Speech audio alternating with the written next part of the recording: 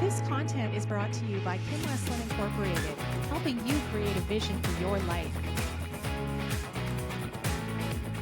Hello, I'm your host, Kim Westland, and thank you for joining Create Your Vision. Mental health is such a hot topic these days, and it's something that each one of us should be addressing for ourselves and paying attention to how we manage it. And really not just manage it, but we really need to learn to thrive in this area. My guest today is Ahmad Jabbir. He is a mental fitness speaker who believes mental fitness is the fuel that powers our journey toward our vision. We're going to talk about his approach to making mental fitness tangible and routine, just like you would going to the gym, like physical fitness. Instead of waiting until we hit a breaking point, Ahmad advocates for a proactive approach to mental well-being. In other words, building specific mental muscles each week to strengthen our resilience and quality of life. Ahmad has done this himself, and he's going to share with us the impact of training his own mind through experiences like running marathons, skydiving, scuba diving. Okay, and I don't want to share everything because he's going to do that. He's going to tell us a little more about that. Ahmad's journey even led him to his dream role at Yes Theory, a YouTube channel inspiring millions across 160 countries. And he witnessed stories of people challenging their mental strength to grow and thrive. So welcome, and so glad to have you here today. Thank you, Kim. It is such an honor. I am really excited to talk about my favorite subject, mental fitness. Yeah, it's such an interesting topic. And I have to say, I have never had anyone on with the title mental fitness speaker. You're the first. I'm honored. I'm ready. No pressure. Yeah, no pressure. Okay. Well, to start off, I would love to find out, where did this concept of mental fitness come from? So the term mental fitness was introduced in 1964 by Dr. Andy Knudsen, and it's just over 60 years ago now. And this term has absolutely transformed my life. It's interesting because it's come and gone through different waves, this term, but all of them have described it in different ways. But one thing's for certain, there's a general theme between all of them, and that's just taking more of a proactive approach to our mental well-being. Rather than waiting for that breaking point to hit, we can genuinely work on it, whether we're at a low point or at a high point. And that's what I find so beautiful at it, because at the moment, our mind isn't seen that way. Right now, it's mostly just our exercise, our physical body. It's taken in a more proactive approach compared to our mind. So I'm curious, how does your story kind of weave into this concept of mental fitness? Yeah, so it started 10 years ago in the fall of 2014. I was at literally rock bottom, and I was there for a few reasons. The first is I had just gotten out of a very complicated situationship. I was really heartbroken that it just didn't work out with this girl. The second reason why I was at a low point was because I was in my second year of university, and I still didn't know what I wanted to do after I graduate. I had dropped out of most of my classes, and even with like a part-time schedule, I was still struggling with my grades. So at that point, I was barely eating. I was lucky if I showered once a week. And then Mhm. another reason that was really bringing me to that low point in my life was growing up in school. I had gotten bullied for being the only Arab. And it was a very, it's a difficult time for myself. But what was interesting is that even after the bullying stopped when I got to high school, that fear that I would be made fun of again for something different about myself still continued onwards. So I began to just completely wrap myself in a bubble because I felt so paranoid that I would be laughed at again.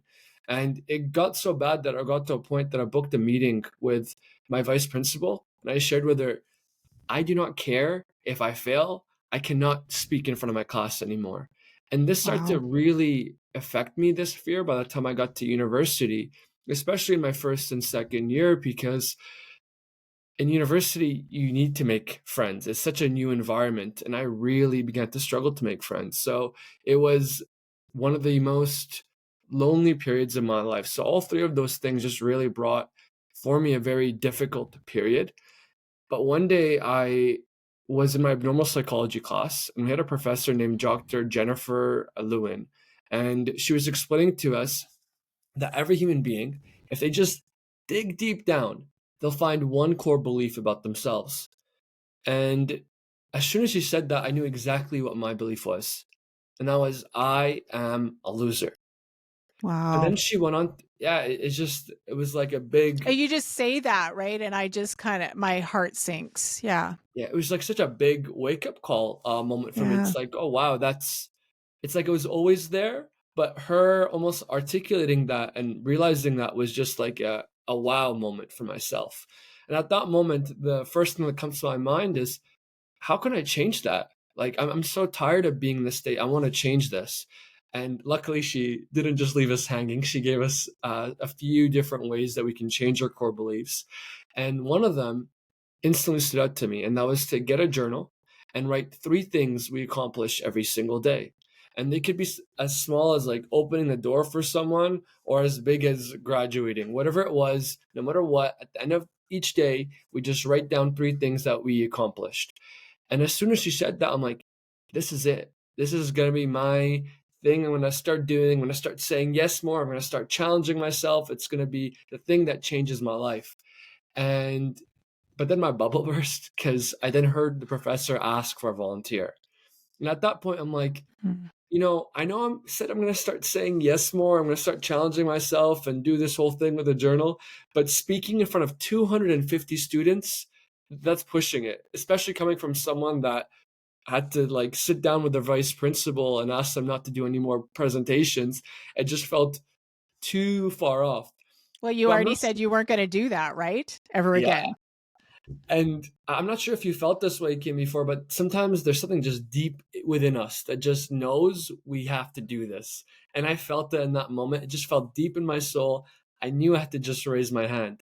And so I just raised my hand, and out of about 25 raised hands, the professor chose me to come to the front.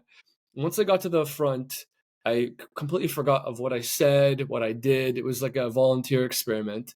And all I remember is the moment right afterwards.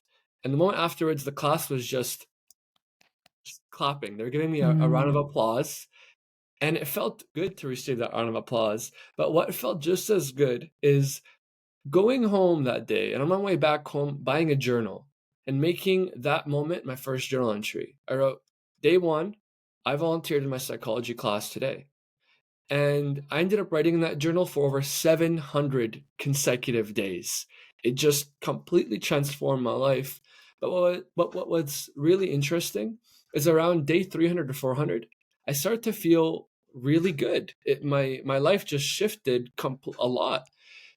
But it felt good to write down the progress that I was making in my life.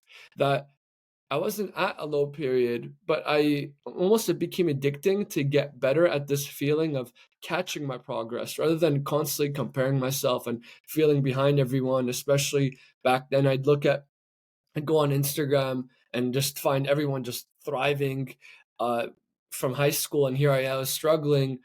It's like I start to find those small wins in myself that I didn't feel that way as much anymore. Comparing myself, I still compared myself, but as soon as I started doing that and feeling behind, I was able to catch that and find different ways that I felt very proud of myself for. So Yeah. all that training got me to almost like double down those amount of days. So instead of doing 300, 400 and stopping there, I wanted to continue and just completely strengthen that. And this was my introduction to the world of mental fitness because I began taking a proactive approach toward my mental health. And this is what got me to become addicted to find so many different other ways that I can just work on that. And yeah, I'm very grateful for that day. It's just over 10 years ago now, and I never forget it. What an impactful story, I have to say. And thank you for sharing it. Like, that's hard.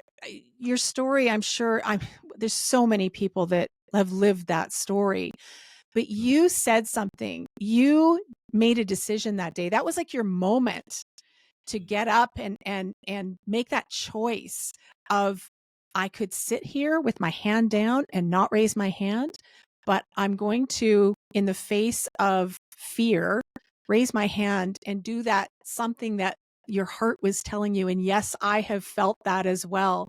That's something that it's so important to listen to.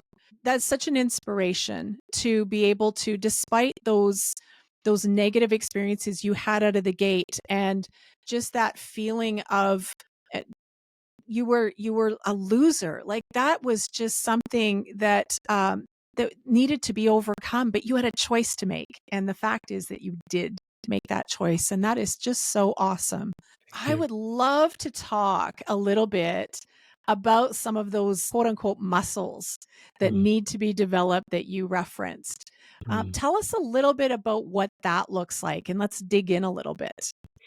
Yeah, so we can look at our mind the same way we look at our body.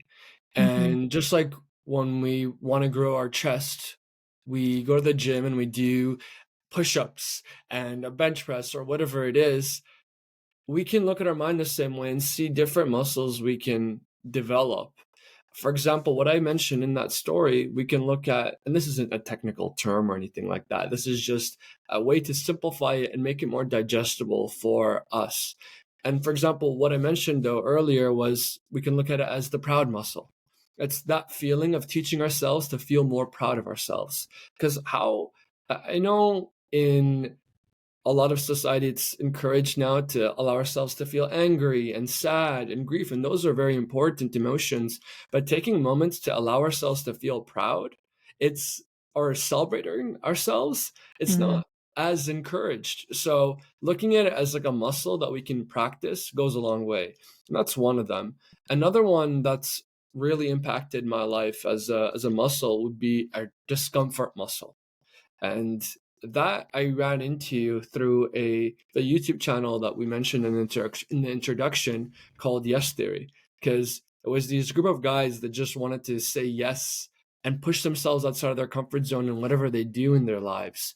Hmm. And as soon as I watched their channel, I'm like, this is just incredible because they were doing some wild things that I just thought always was impossible. So it really inspired me, and it showed me that we can work out that muscle, whether it be our discomfort muscle, whether it be through skydiving or marathons, or even something as going to therapy. That in itself Yeah. is a push outside of our comfort zone. We can push ourselves outside of our comfort zone in so many different ways. And yeah, our discomfort muscle is such an important one. Well, you say discomfort, and I think of when I'm thinking of physical fitness, I'm thinking, is this like the burpees of mental fitness muscles? Because I don't feel like burpees not my favorite thing in the world to do. Is this kind of the same thing? You gotta work into that one a little bit. I like that analogy. I like that. It's definitely would say it's the burpees of it because it's that one we know it sucks when we're about to do it, but Yeah. afterwards we feel so good. So I would definitely compare it to a burpee. Well, that's my comparison anyway. That's Yeah. the first thing that came to mind. Yeah, and another one that we can look at is our mindset muscle, and that's just the beliefs that we talk to ourselves with on a day-to-day basis. Mm, And that's something that's so important. It's talked about a lot, but I feel like it's still not talked about enough because our everyday right. beliefs and the way that we talk to ourselves goes such a long way, and it stops us from Yeah. what we think we're capable of, whether it be focusing or accomplishing that, whatever it is, it goes such a long way. It's our beliefs about who we are as a human being is so important. So what I mentioned right now is like the proud muscle, discomfort muscle, mindset muscle. But again, this isn't like the official like terms or whatnot. It's just a Right. framework to look at it to make it more digestible for ourselves. And just like in the body, that there's like the chest muscles and back muscles and leg muscles, these three are three of hundreds of other muscles we can look at. And it just shows us how powerful and how much there is to tap into ourselves as Yeah. human beings. And it's so important to work on these muscles because I mean, it's part of the human experience to hit both high and low points. And working Yeah. on those muscles proactively prepares us so much more for the low points. And yeah, goes such a long way. And I'm sure Yeah. it's like impacted you in your own life too. It's like I've seen parts of your journey. It's like you've done so much, but a lot of the work that you've done has probably prepared you for even the high and lows that have come up even recently, I imagine. Absolutely. And you said something really critical there, and that was proactive. So many people and just our world today, we're wired to address things after they've happened or we're in crisis mode. What I'm hearing you say is this is a very much a proactive approach. This is a lifestyle approach. Like people talk about going on a diet or things like that. And that's usually when no, we're not where we should be. We've probably put on some weight, some pounds, and now we need to address it by getting on a diet.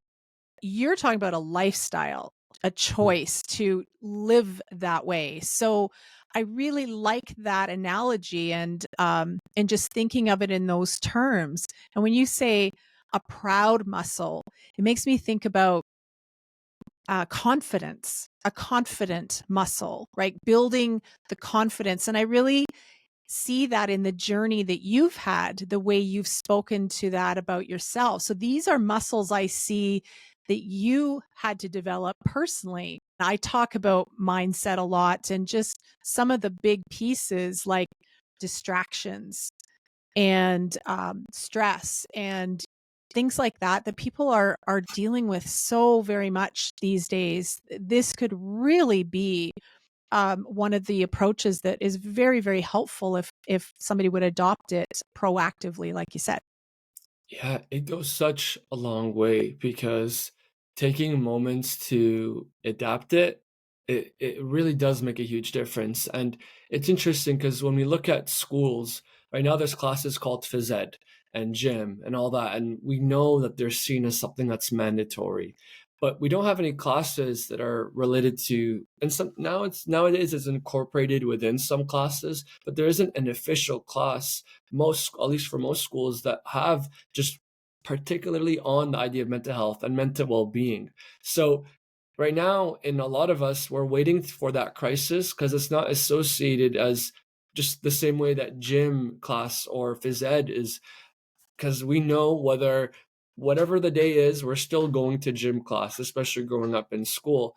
But Yeah. it's not seen that way when it comes to our mental well-being. So that's what I really hope to do. And not only does it help us with those low points, it really creates so much more resilience for ourselves for those Yeah. big goals. Whatever it is that we have that we want to accomplish. We were talking about this earlier, Kim, you and I, but it's like the way that I see it, it's like the fuel for going after our Yeah. visions.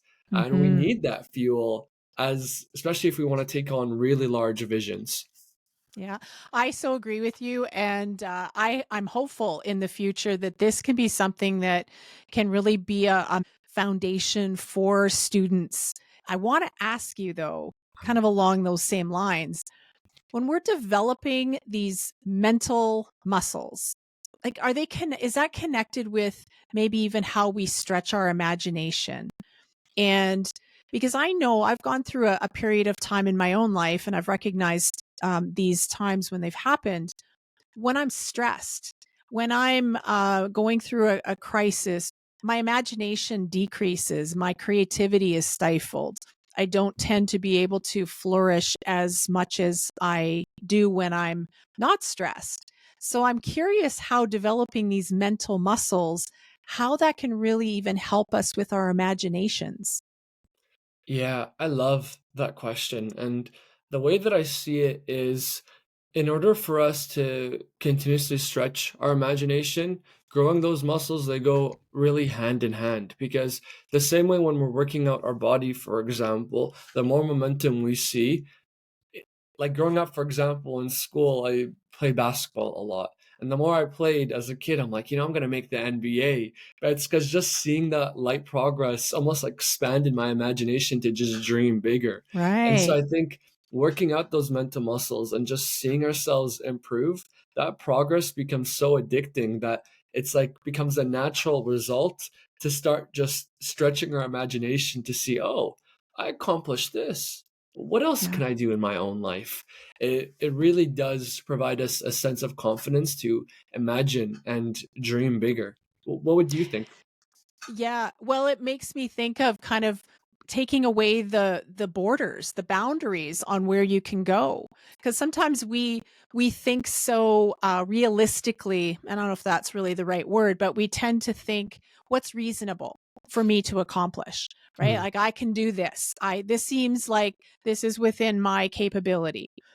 But when our imaginations expand and kind of run wild sometimes, and we allow ourselves to go to places we don't normally go, it makes us think, what am I really capable of? Like, what are those things I dream of that maybe are deep down inside that I question whether I can do? But when those muscles are developed, I'm seeing how that can really play a factor in aiding a more active imagination and a healthy one for us to be able to kind of tap into.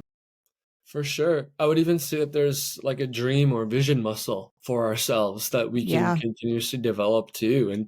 And sometimes if someone is just starting out, I imagine for imagination, it's like they can, whether it be starting small and accomplishing that, whatever Hmm. goal or vision or dream it was, it's like just taking that one step and accomplishing that. It's like, oh, I can go bigger next time and go bigger and bigger. The same way when we go to the gym and at first someone's using maybe a 10-pound dumbbell, then they use like if I don't know, 15, and they just constantly stretch and push themselves. So it is very exciting just to see the amount of momentum there is for that. And I think it's something that's so important because we need more imagination, especially Hmm. nowadays. It's Yeah. there's we're growing up with this set path, like there's only one way to go about and do things. And nowadays, especially with I guess social media, we're slowly, I'd say it's encouraging and stretching that imagination because we're seeing there's so many different paths that we can take as human beings. So it is very exciting because it's all linked together, and I believe more imagination can create so much more Yeah. beauty in life. Yeah. That's one absolute positive way of looking at it for sure. And I think that's an exciting thing. Mm. So what is the danger of not having a mental fitness routine in your opinion? Like if we just kind of continue not paying attention to our mental wellness, what do you see? I see as human beings, we're all gonna hit our slumps, our low points. We all hit crises. We all hit whether it be a breakup or tragic things could happen in our lives, and it's part of being just human. And a lot of times, if we haven't developed a lot of those muscles for our mental well-being in the regular moments, it's going to be really hard to take care of ourselves when we're at that low point because we're just not used to it. And so I think that becomes very important, and it goes such a long way in helping us in our recovery after those low moments that we have, because we're going to want to come back up to at least like a middle or a high point eventually. And it's not even just about speed, but just learning to take care of ourselves in a much better way. And obviously, when we are at a low point, there's different ways that we can allow ourselves to heal and work on our mental well being. It's not necessarily working on the same exact muscles when we're at a high point or low point, but it's just the practice of taking care of ourselves. It becomes a habit.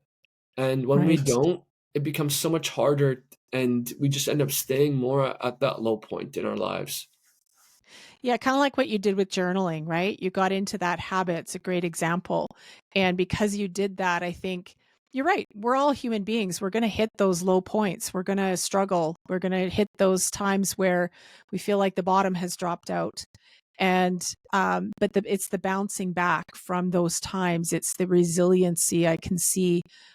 So just having that in place proactively is really going to help that. So how has this mental fitness routine helped you personally? I know we talked a little bit. I gave a hint at the beginning about some skydiving and scuba diving, and I know you mentioned, I guess, earlier a grueling 9-hour mountain race that you did. Tell us a little bit about some of the cool milestones you've achieved and what that's been like for you. Yeah, yeah. So after that journal, it became really addicting to try to find different ways to where else can I develop myself? Hmm. And it started off with many different ways, but some of them that really come to my mind that are my favorite, I would say, again, you mentioned that would be the marathons and the races, because those moments, it really works out our resilience. Because there's so every step of the way, naturally, we're going to be like, okay, I want to stop doing this. But it's like continuing onwards, it becomes so amazing. Or even just the skydiving. It's like in that moment, that was probably one of the biggest discomfort moments of my entire life. I didn't even when I was on the plane, I still didn't know if I was going to jump or not. I thought I was going to wimp out. But I was first in line out of because we did Wow. it at as a team retreat at my old company I worked for, and it was my idea too. So I don't know why So you couldn't back out. I couldn't Your back out. idea. It was too late. I'm like, whose idea was this, anyways?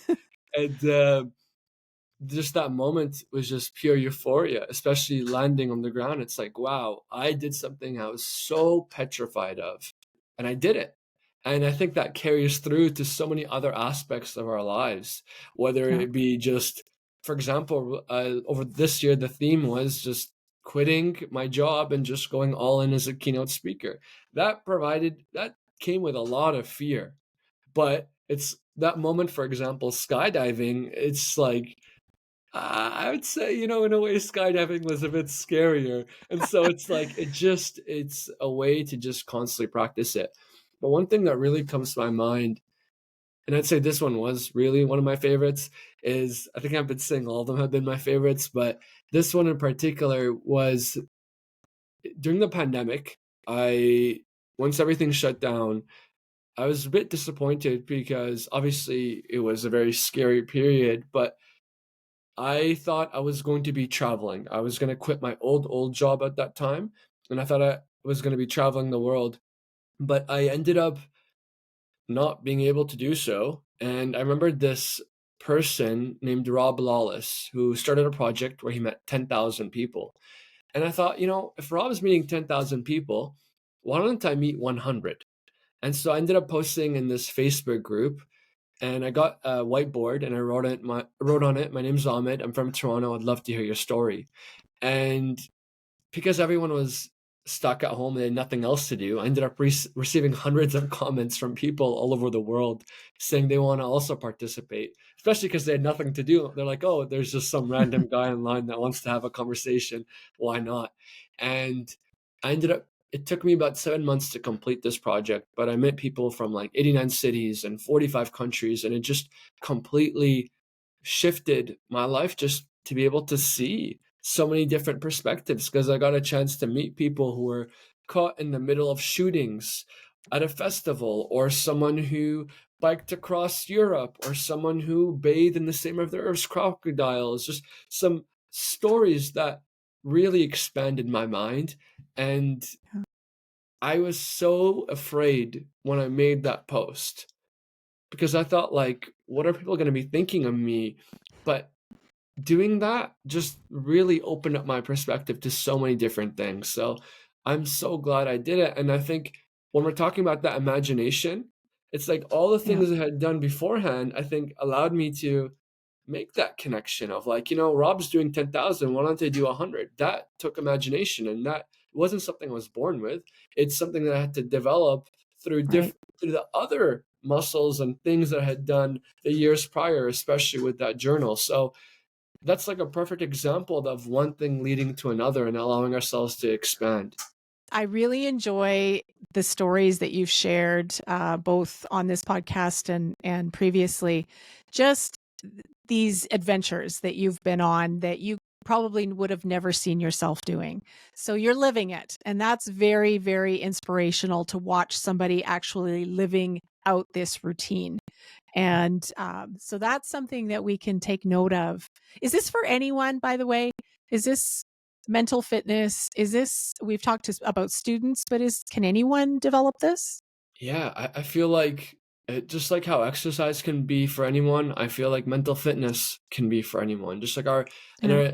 our mental well-being can be for anyone. It's taking active steps toward allowing our mind to just heal and nourish itself goes such a long way. And it is being talked about more and more of things like meditation and breath work, and that's something that's so important, and that's changed my life. And I'm so excited that it feels like society is slowly becoming more headed in that direction of taking more proactive steps. And I'm so excited that it's going to begin being talked about, not just in the sense of just meditation and self-care, but just more, more things that we can nourish our mind with. So and strengthen it. So I'm very Yeah. excited and hopeful for the future. Yeah, and coming up with a bit of a unique plan for each individual, right? Just like a fitness plan. That makes Yeah. perfect sense. Yeah, So that's the how can goal. so how can someone listening today kind of get started in developing a routine? Like what could they do today? Was it journaling? Would that be a great place to start? Yeah, so what I would personally recommend is find the area in their life that they feel the most held back in. For example, for me, a big part of that was constantly feeling behind people and that belief about myself that I felt like I had accomplished nothing up until that point. And so Mm. that journaling allowed me to see, wait a minute, I'm actually doing more than I think I am. And that reminder went a very long way. But if someone feels like they're struggling with their fears, taking more proactive steps and challenging themselves and pushing themselves outside of their comfort zone. So it's like it all depends on what's the thing that they feel like is holding them back. So I would say it starts with some self-reflection and seeing what areas of their life do they feel the most held back in and taking proactive steps toward that. I will say what comes to mind for me when you say that is that happens to be the thing that you were held the most back in is the very thing you're doing today. That's your main focus in your business. Hmm. That's very interesting. In the work that I do with people, when we talk about their vision, the very thing that they feel most held back in is so often the thing that they are meant to be doing. So I just wanted to point that out because it happened with you as well. So somebody listening, if you're hearing this and you're thinking, this one area I really need to address and I don't know how. Today may be the day. You just hearing this will give you some hope and some confidence to take that step forward because it could be the very thing that you're meant to do. So that was for somebody, not sure who, but I just wanted to point that out because it's so interesting how in our own stories, the very thing that we think is the thing that we are running from is what we're supposed to be chasing. I love the way that you worded that. And it reminds me of you had Richard Lee Tye as a previous guest, and he always shared this. It's like your mess is your message. Of And course.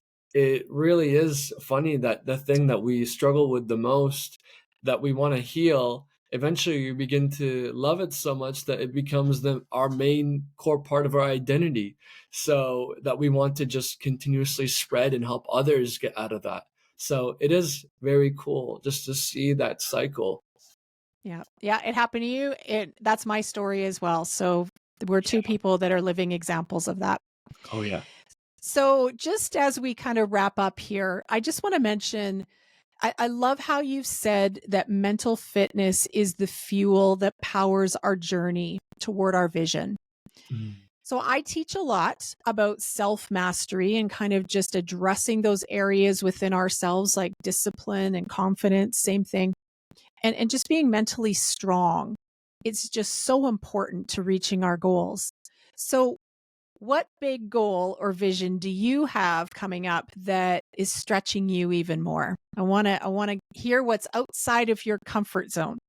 Yeah, it's definitely been the day to day of what I'm living right now because recently I've quit my job at the YouTube channel, which was my dream job, and now just going after my dream business, which is being a full-time international keynote speaker. That's the next dream. You're all And in.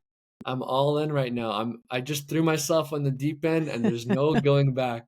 So I've just been now just in the process of doing more keynotes, doing more outreach, marketing myself, and just making this core part of myself launch. And so it's been a very exciting period. And recently, I think a big keynote or talk that's gonna really push me outside of my comfort zone is I got an opportunity to now speak at the second largest TEDx in Canada. That's definitely a huge stretch outside of my comfort zone, but I'm excited.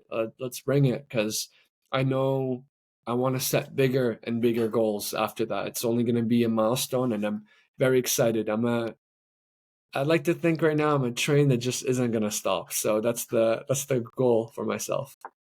Oh, I love that. I'm cheering you on and congratulations. Please keep us posted on your progress. And if anybody's listening, obviously you're available for keynotes on this subject. So, Ahmed, what an insightful discussion about mental fitness. And for me, this is just another great tool in the toolbox for realizing your vision and such practical steps to building that routine to proactively strengthen your mental well being on a regular basis. You can do this like a gym routine, like you mentioned. So if you want to be in touch with Ahmed, I will have all of his contact information in the description, and you can check out all the cool things that he's done and is working on and is going to be doing. So thank you very much for your time, and thank you all for tuning in. Until next time.